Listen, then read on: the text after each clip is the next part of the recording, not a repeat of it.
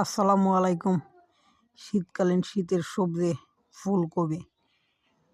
শীতের দিন 12টা বাজে এসেছি আমরা দুই ভাই খেতে আব্বার কাছে গরুর ঘরের চাবি নেওয়ার জন্যে।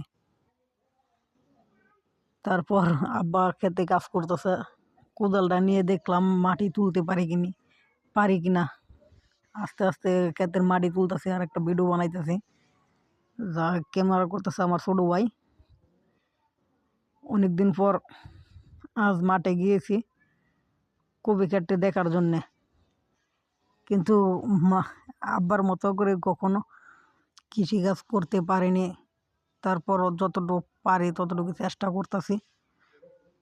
আস্তে আস্তে ইনশাল্লাহ শিখে যাব একদিন। কিন্তু কৃষিকাজ করাটা অনেক কষ্টের।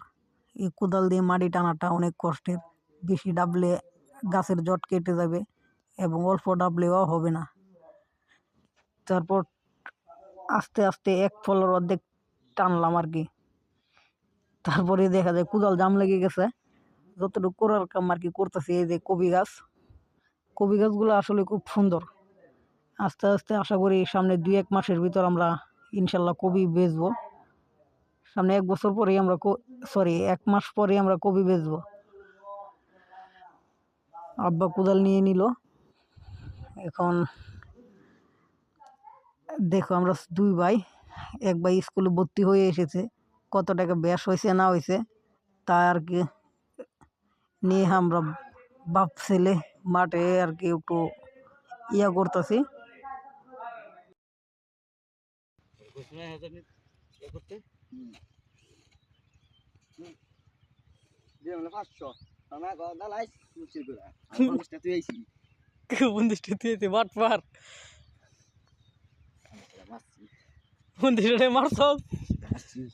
তুই তো 4 বিষয় ফেল করে তোর মনে করি হয়ে গেছে।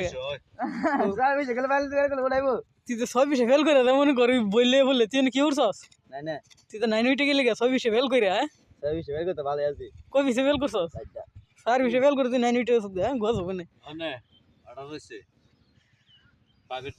সকালে বিকালে হ্যাঁ, আবার রাতে কোন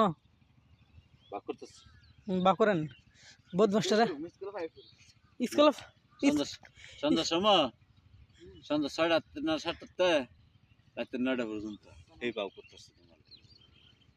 তুমি স্কুল ফাইট ফেলে টিয়া চুরি করতা।